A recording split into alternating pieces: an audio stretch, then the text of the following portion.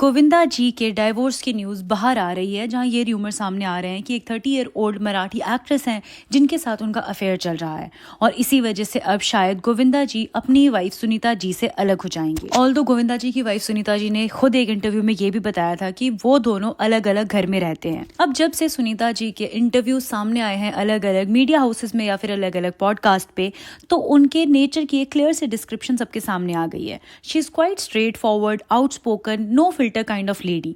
उनके बिंदास बात करने का स्टाइल और उनका sense of humour is also good. लेकिन जब से डिवोर्स की खबर आई है, काफी लोग उनके वीडियोस के नीचे ये कमेंट्स कर रहे हैं कि पता नहीं गोविंदा ने इस औरत को झेल कैसे लिया। लेकिन उनके इस हैप्पी और जॉली नेचर के पीछे उन्होंने बहुत कुछ फेस किया है।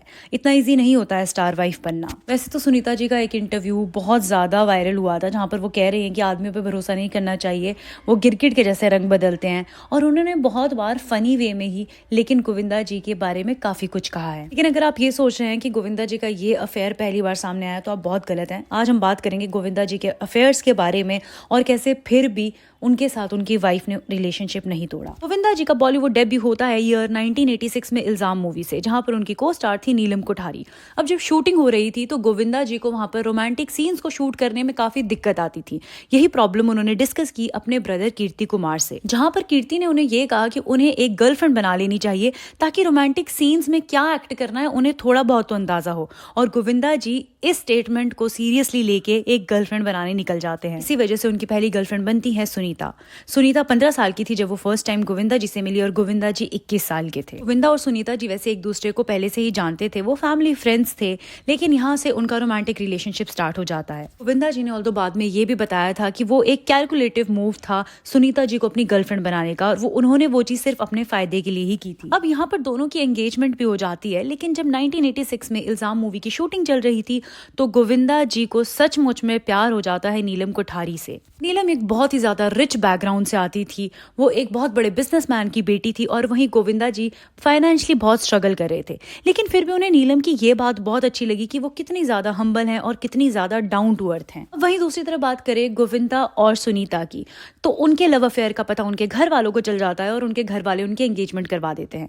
यहाँ पर गोविंदा जी की मदर को सुनीता बहुत ज्यादा पसंद थी। वो चाहते थे कि अगर गोविंदा शादी करे तो सिर्फ सुनीता से ही करे, लेकिन गोविंदा जी प्यार में पड़ चुके थे नीलम के।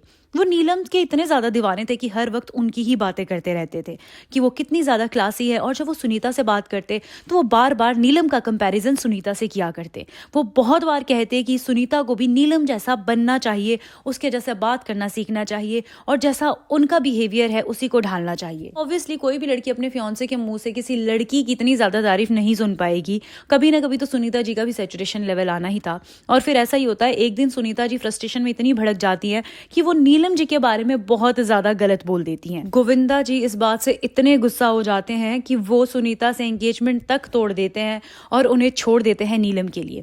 And let me tell you, Neelam को अभी पता ही नहीं है कि सुनीता नाम की कोई लड़की गोविंदा जी की लाइफ में ऑलरेडी है। गोविंदा और नीलम की टोटल 14 मूवी साथ में आई। इनकी पहली मूवी से ही लोगों को इनकी जोड़ी बहुत ज्यादा पसंद आई थी और इनके लव अफेयर के रूमर्स बहुत ज्यादा आम हो गए थे। ऑलमोस्ट हर मैगजीन, हर एक मीडिया पोर्टल में इन दोनों के अफेयर के रूमर्स छापे जाते थे।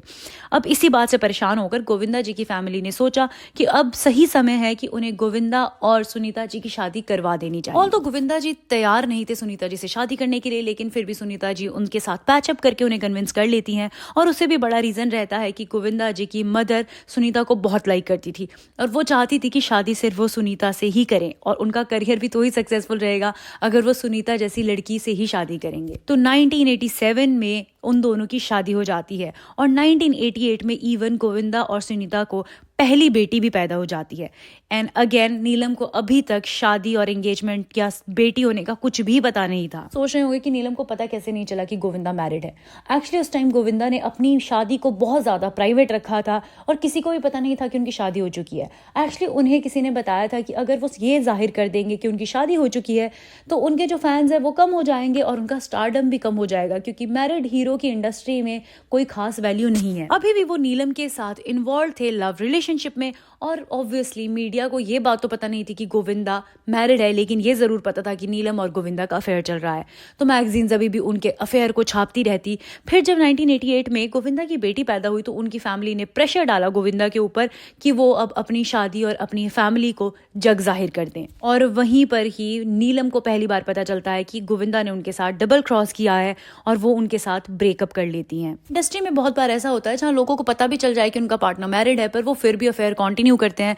लेकिन नीलम ने यहाँ पर अफेयर को खत्म कर दिया। हो सकता है कि अगर वो कंटिन्यू करती तो पता नहीं गोविंदा जी कब तक ये अफेयर कंटिन्यू रहे। फिर आता है 90s का दौर, जहां पर उनकी नई हीरोइन बनती है करिश्मा कपूर। करिश्मा कपूर और गोविंदा जी की पहली मूवी आती है 1993 में, मुकाबला। और अगर इन दोनों की बात करें तो इन्होंने 8 साल साथ काम किया है। इन दोनों की जोड़ी भी बहुत ज्यादा हिट मानी गई थी। इवन जो इन दोनों की मूवी के सॉन्ग्स होते वो भी बहुत ज्यादा पॉपुलर रहते। वहीं करिश्मा कपूर के प्यार में भी गोविंदा पड़ गए थे और करिश्मा कपूर भी बहुत सीरियस हो गई थी गोविंदा को लेके। फिर करिश्मा कपूर ने जब शादी का प्रेशर डालना शुरू किया गोविंदा पे, तो उन्हें बहुत जल्दी ये रियलाइज हो गया कि गोविंदा उनसे शादी नहीं करने वाले हैं और वो बस टाइम पास ही कर रहे हैं। और यहाँ पर करिश्मा ने भी सही डिसीजन लिया और ब्रेकअप कर लिया। फिर ईयर 2000 स्टार्ट हो जाता है, जहां पर गोविंदा की मूवी आती है हद कर दिया आपने विद रानी मुखर्जी। अब रानी मुखर्जी की हम बात करें तो वो उस वक्त न्यू कमर थी, वहीं गोविंदा एक बहुत बड़े स्टार बन चुके थे। इस वक्त तक गोविंदा जी मैरिड थे और 2 बच्चों के बाप भी थे और रानी मुखर्जी उनसे 14 साल छोटी थी। लेकिन गोविंदा जी फेल फॉर रानी मुखर्जी। वो उनके प्यार में इतने ज्यादा पागल हो गए थे कि अब उन्हें र्यूमर्स का या फिर किसी और चीज का, गॉसिप का कोई फर्क नहीं पड़ता था और उन्होंने कहीं ना कहीं अपना रिलेशनशिप बिल्कुल ओपनली जाहिर कर दिया था। स्विट्जरलैंड में शूटिंग करते करते इन दोनों का रिलेशनशिप इतना ज़्यादा गहरा हो गया था कि जब ये बॉम्बे वापस आए तो दोनों लिव इन में रहने लगे। और इनके लिव इन की जो खबरें थी वो भी कोई छुपी हुई नहीं थी, ऑलमोस्ट सबको ही पता थी। उस वक्त बहुत ज़्यादा मीडिया पोर्टल्स और मैगजीन्स में ये भी बताया जाता कि कैसे गोविंदा बिल्कुल पागल हो गए रानी मुखर्जी के लिए और कैसे उन पे उन्होंने तोहफों की झड़ी ही लगा दी है। उन्होंने उन्हें एक बहुत महंगा फ्लैट गिफ्ट किया था, कार गिफ्ट की थी और बहुत बार डायमंड्स भी गिफ्ट किए थे। फिर इस र्यूमर को बिल्कुल फाइनलाइज करता है एक जर्नलिस्ट जो रानी मुखर्जी के घर गया था उनका इंटरव्यू लेने, और वहां पर वो देखता है गोविंदा जी को नाइट सूट में, और ये खबर आग की तरह फैल जाती है। सुनीता जी को भी इसके बारे में पता चलता है। दोनों में बहुत ज्यादा झगड़ा होता है।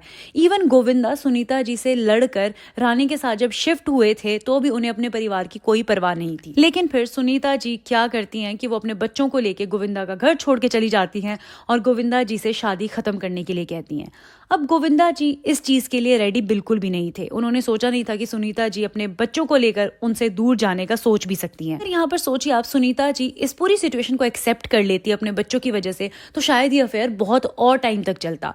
लेकिन सुनीता जी ने अपने लिए स्टैंड लिया और वहीं गोविंदा जी को घुटने टेकने पड़े अपनी फैमिली को बचाने के लिए। उन्होंने रानी मुखर्जी से ब्रेकअप तो कर ही लिया, उसके अलावा उन्हें बहुत टाइम लगा सुनीता जी को मनाने में और वापस अपनी शादी को फिक्स करने में। रूमर्स ये भी थे कि सुनीता जी ने कहा था कि जो तुमने गाड़ी और फ्लैट दिया है रानी को वो वापस ले लो, और गोविंदा जी ने अपनी वाइफ की बात सुनते हुए वो वापस भी मांगा रानी मुखर्जी से, जिसपे उनकी मदर यानी कि रानी मुखर्जी की मदर और रानी मुखर्जी काफी ज्यादा गुस्सा हो गई थी, जो बहुत ही ज्यादा फनी और इंसेन भी था। तो ऐसे ही गोविंदा जी का ऑलमोस्ट तीसरा अफेयर था जो बहुत ज्यादा पॉपुलर रहा, लेकिन फिर भी सुनीता जी उनके साथ टिकी रही।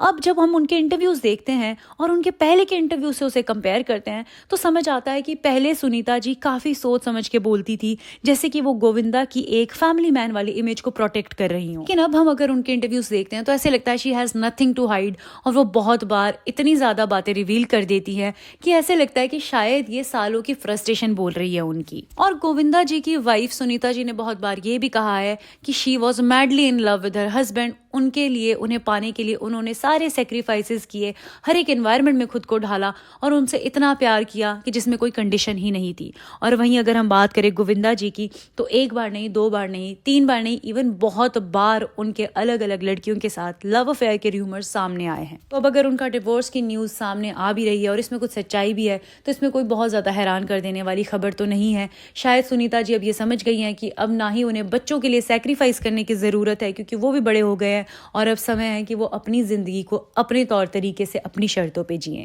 सो that's it for this. I hope आपको ये वीडियो पसंद आई हो, तो हमारे चैनल को सब्सक्राइब करें, शेयर करें, लाइक करें और कमेंट जरूर करें। Thank you.